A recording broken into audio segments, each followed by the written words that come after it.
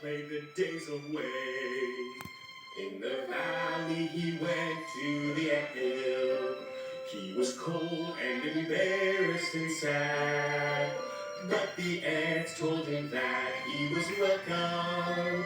Then he thanked them and felt really glad. I